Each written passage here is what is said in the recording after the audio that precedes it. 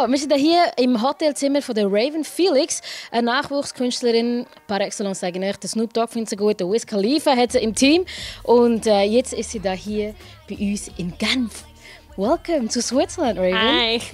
As I mentioned before, I'm super excited to have a female rap artist here. Yes. So how did you convince artists like Snoop Dogg and Wiz Khalifa of your talent? Wie hast du solche Grössen noch überzeugen? I mean, I got really lucky, that they kind of just like what I did. And, Snoop, I guess he found me when I had a video on World Star. One of my first, I think it was like my second video or something like that.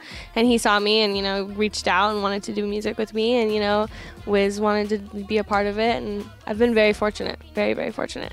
Okay, also sie hat das Video gepostet auf World Star und dort ist nachher der Snoop auf sie aufmerksam geworden und hat sie kontaktiert und so hat die ganze Geschichte angefangen. So now you're traveling the world. You're for the first time here in Europe, you said. First time. Yeah, first time overseas, first time ever being out, So it's awesome. It's awesome. It's beautiful outside too. It's like rainy outside. It's like hot and disgusting. So it's like amazing.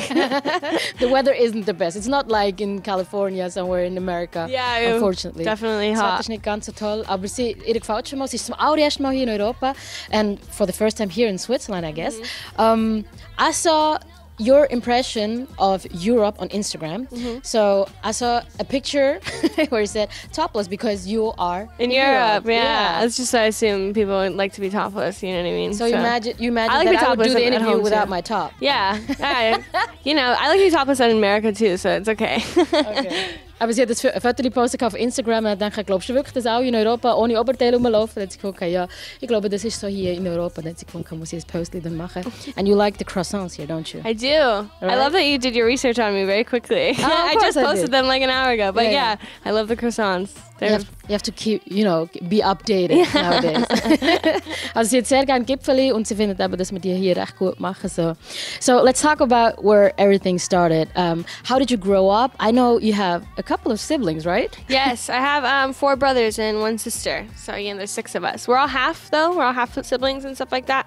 But yeah, there's a lot of us. I fall second to last. So okay. Yeah, I have a little brother. He's 15. Okay, also sie ist die zweitletzte, sie hat auch mega viele Geschwister, also auch Halbgeschwister und so, und sie ist halt mit denen aufgewachsen. And how was it growing up with so many siblings? Wie ist es mit so vielen Geschwistern aufgewachsen? I don't think we were ever really in the house at the same time because everybody's a lot older. My oldest sibling's 32 and we're all kind of like spread out age-wise. So from 32 to 15? Yes, yeah. Oh, okay. So there's a lot of years between us. But it was fun. I mean, I was mostly with my brothers a lot. I had my sister here and there, but with my brothers, so I grew up with boys. So you have to be tough, though. You have to be tough to grow up with boys, yeah. So it was fun, but it was definitely, I got wrapped up in bike chains a couple times and thrown in the closet. In bike chains? Yeah, well, because my brothers, they like to smoke cigarettes and they didn't want to get in trouble and they didn't want me to tell on them. So they used to wrap me up in bike chains and throw me in the closet. So that was fun. Wow, that's very nice of them. It was very nice of them, yeah. Also sie ist mit einer Horde Brüdchen aufgewachsen und die haben dann so Sachen gemacht, die geraucht haben und wollten verwutscht werden. Was haben sie gemacht? Sie haben sie in Velokette eingebunden quasi und in den Schrank reingeschmissen. What was the worst thing they did to you? Was that the bike thing? That's probably the worst. And then wow. When we were little, they used to make these bike jumps out of dirt. And then they used to make me and my sister test them out before they did them. So that was great too. They used you. Yeah, they used us as their little guinea pigs for sure. Oh wow, sie waren die armen Testhäschen. Sie haben jeweils die Sachen austesten, bevor sie die Brötchen gemacht haben. Sie sind in den Schlamm geschmissen worden und so weiter und so fort.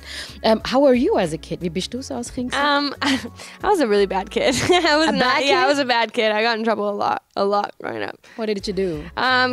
Just the usual, going out, not doing stuff I was supposed to do, drinking when I wasn't supposed to, smoking weed when I wasn't supposed to, ditching school when I wasn't supposed to. A lot of that stuff. So I see your mom was in trouble.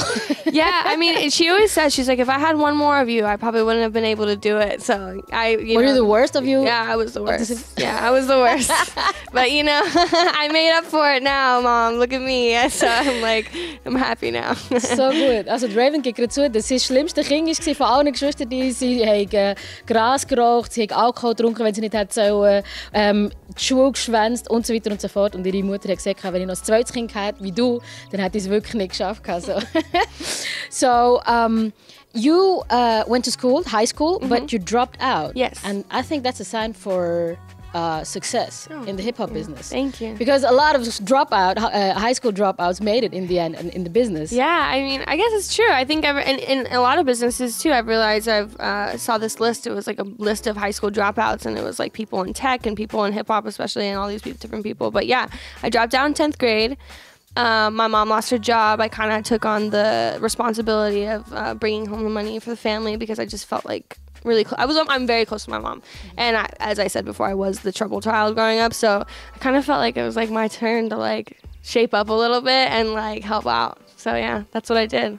So I think you did all the mess when you were young, and then like turned into the responsible woman you are. Yeah, I mean, I'm still the wild child for sure, but you know, definitely with a little bit more responsibilities. Okay, also jetzt mittlerweile hat sie ein bisschen mehr Verantwortung, aber sie ist nach der 10. Klasse ist sie aus der Schule rausgekommen und ich denke, das ist oft noch ein Zeichen, dass man recht erfolgreich wird, und sie hat auch eine Liste gesehen, wo sie viele Leute gesehen hat, die erfolgreich sind worden, die dann aus der Schule sind rausgefallen. Und sie hat gesagt, ja, sie hat auch Geld verdienen und ihre Mom dann auch unterstützen, wo sie auch sehr nah dann so ist. So, what do you think, how would your mom describe you today? Wie würde deine Mom dich heute beschreiben? Stubborn. But I have a big heart. I think she'd always say that too. She'd always say that I do things. I'm stubborn, but I for sure comes back in like tenfold with me, like trying to take care of everybody. Because that was definitely who I became too after dropping out of high school and feeling like, you know, like, okay, now I got to take care of everybody. And that translated more to my mom, my brothers, my friends, anybody who I could take care of growing up. And now even it's the same way.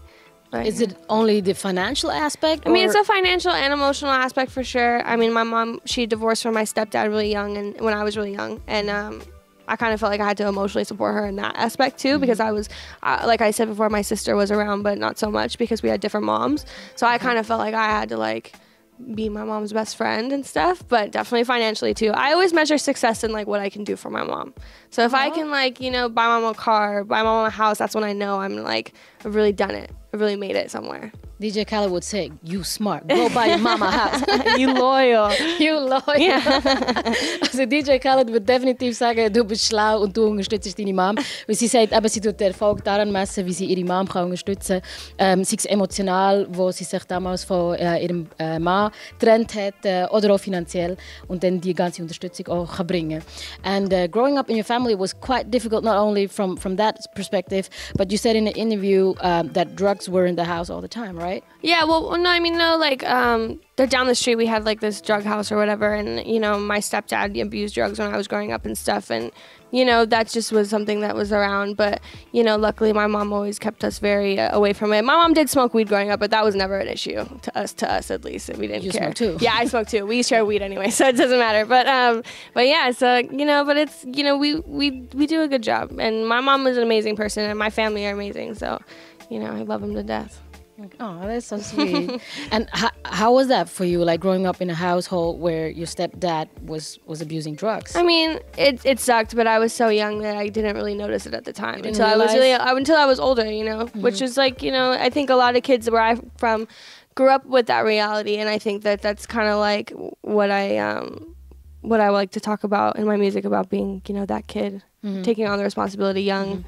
You know, being responsible very young and whatnot. So do you think you had to grow up very quick because of that? For sure. I say that all the time. I had to grow up really quick, but I'm still growing up really quick. I'm 20 years old and I'm doing this, but this is like a good growing up quick. Like this is like fun. Like this is awesome. Like you're in Europe. Yeah, exactly. Like this is good, but yeah. I wouldn't take it back for anything. And you know, I wouldn't do anything different. I wouldn't have anything done in my life differently. Even though the road was rough, like it's worth it in the end. I mean, there's more to, you know, when roads are rough, there's more to talk about at the end of the day, and there's more to you know, you can give people more because there's more of your soul that you can bear to them.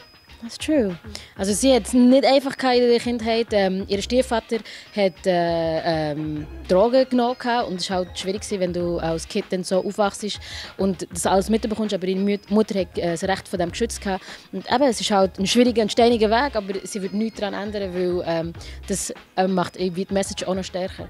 I hear from a lot of artists that if you have a tough time or if you suffer in any way, the art becomes even more better. Yeah. Even better. 100%. Even with love, and like even in like even if you hear any love song like in the world, like it's like There's pain behind it for a reason, and it feels good because it's like, you know, art stems from, you know, I read this great quote, and it's like the want to express, but also the want to hide. So it's like that's where art comes from, that middle ground of like you're trying to hide behind your music but then you're also trying to express and you want to give. How would you hide if you tell the story though? Well, you're not doing it like so up front. You know what I mean? Like there's a difference between sitting there and talking about it and then like putting it to music and stuff. It's almost kind of like a good like mask. And you don't have to tell the whole truth. Yeah. You can mix it up with you know, things you make up. Yeah, exactly. Okay. Also sie sagt aber ja, eben, wenn nicht mehr ein Schmerz ist, dann wird die Kunst auch besser. Gerade wenn man von Liebesliedern redet, ist halt immer so, du kannst recht gut Sachen verstecken mit deiner Kunstform, aber du kannst gleich noch die ganze Geschichte zum Ausdruck bringen. Talking about love, are you dating? No. No? Or am I dating? Like dating seriously? No, but you know. Having fun though? Having lots of fun. Raven Felix has a lot of fun, and she's not afraid to talk about it. That's good. So you see, do you have groupies? Yeah, no groupies per se. No. Well, I don't know. No. That was a second too long. Yeah, that's right. Maybe I hesitated a little bit. You know. Oh well. Okay, so gute Nachrichten, good news for the guys out there. Sie hat noch keinen Freund, aber sie hat ihren Spaß, muss man sagen. Und wenn sie gefragt hat, so, hey, hast du Groupies, hat sie eine Sekunde zu lang gezögert, bevor sie Nein gesagt hat. So, you're here in Switzerland. What have you seen so far? Was hast du bis jetzt gesehen? I haven't seen much actually. I mean, I got so lucky with being able to, our hotel is like literally right here in front of the what is this called? Right, the river. Yeah. There's this river. Okay, yeah. And then there's like you should go to the lake after. Yeah, I want to really bad. And then there's like the venue is like right there, which is awesome. I saw it at night. It was just like all lit up outside. It's beautiful. So I haven't even seen the inside yet. So I'm really excited to see the inside. Okay. And we got to walk around the streets, even just like looking out from like my windows and stuff. It's like it's Europe. Like everything is like so like authentic and like history and stuff. It's awesome. LA is not like that for sure. It's like all like new buildings. And everything is big and tall and this is everything is a little bit tiny and I love it though. Ja, okay. Also ihr gefällt schon mal die Schweiz und Europa im Allgemeinen. Wenn sie so hier aus dem Balkon raus schaut, findet sie schon mal super. Hat aber noch nicht wirklich viel Zeit gehabt. Sie hat schon mal die Flüsse gesehen und geht später noch zum See. Und sie hat noch einen Auftritt beim Autosalon. Und da muss ich natürlich fragen, so, kann sie schon Auto fahren? There is this huge car exhibition thing going on and where you're going to play too. Do you drive already? I do. You do? Yes. What was your first car you got? My first car, I still have my first car. It's a Mercedes, a 95. It's has barely works, but it works for me, so it's good.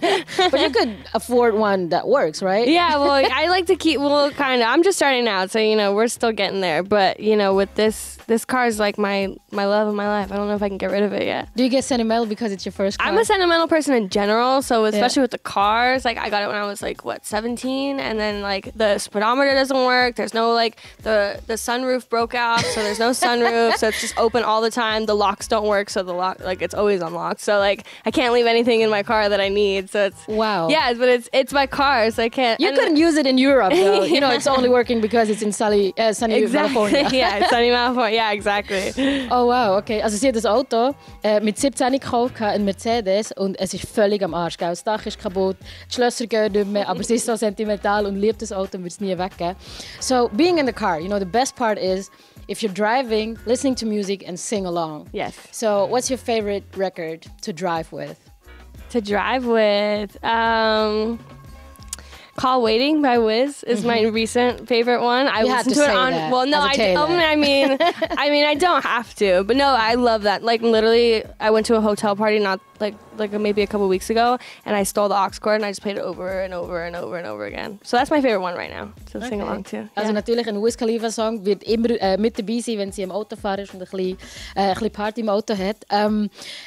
Who do you drive with normally? Like, who is in the back seat or in the passenger seat? My best friend Heaven is usually with me. Okay. And that's it. Just us two. Okay. Die beste Freundin Heaven is meistens mit dabei.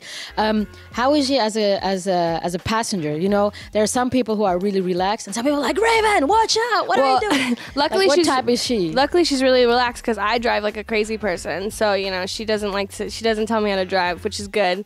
Secondly, she lets me control all the music, which is very important. Even when she's driving, she lets me control the music. Really? I like to. She's a good friend. Yeah, she's a great friend. I like to dominate. I like to dominate the music in the car because I like to hear hear what I want to hear all the time. So Even if you don't drive. yeah, exactly. I like to. Oh, can I have the aux cord? Okay, thank you. Sie hat wirklich eine coole beste Freundin, weil sie darf entscheiden, was für Musik läuft, egal ob sie fährt oder nicht fährt.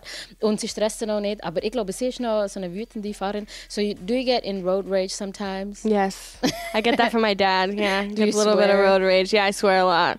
What would you I say? yell at people, You but do? it's like I don't yell at them outside. I just yell. Like I'm just Yeah, like, what in are the you car. doing? Yeah. But you never got out of the car and, you know... No, but I did chase somebody down in my car once when I got. So there was some truck. They honked at me and cut me off, and I got like all mad because I was like lost already, like where I was driving, and I like Oh, wow. my phone was dead. I was just like angry, and I chased them down, and like I was like, I don't know why I chased them down. So I just like turned around and left. So it was a terrible, terrible idea. And did you get to talk to them in the end? No, or did they I just chased them down like to just like honk at them and like be mad. I don't know. And then after I was like, maybe I shouldn't. That was dumb. I shouldn't have done that. Well, at least you got, you know, the bad energy out. Yeah. I think sometimes it's necessary. Sometimes it's very necessary, especially the way people drive in LA. Sometimes it's very necessary. Are they crazy? Yeah, a little bit. I mean, Depends on where you go, but yeah, definitely crazy. The roads are huge, though. Like, it's so easy to drive. It's like, but there's like traffic is just like ridiculous. Really? Like you think that like somewhere that's like maybe 10 minutes from you, like on a regular day, like traffic time is like 30 minutes, like 35 minutes. Okay. Because there's so many people with cars, and it's just like overpacked. It's like overpacked, all the above. Ja, it's bad. Also in L.A. Autofahren macht nicht wirklich Spaß. Es scheint immer Traffic, also Stau auf der Straße. Und ja, also frage ich, wie stehe ich hässlich beim Autofahren? Sie sagt, ja, es gibt Momente, wo ich auch mal einen Ausraster habe. Und so einen Moment hat es gegeben, wo so ein Truck ihren Weg abgeschnitten hat. Und sie hat schon wirklich so komplett die Orientierung verloren. Sie war so genervt. Ist sie der hinten nachgefahren und hat sie zu Tod gehupet quasi. Ich weiß zwar nicht, ob das wirklich etwas gebracht hat, aber zumindest hat sie sich dann können beruhigen. Hey Raven, our time is over. Thank you very much for your time. Thank you very much. Raven Felix, ladies and gentlemen. I'm here, out here, Geneva.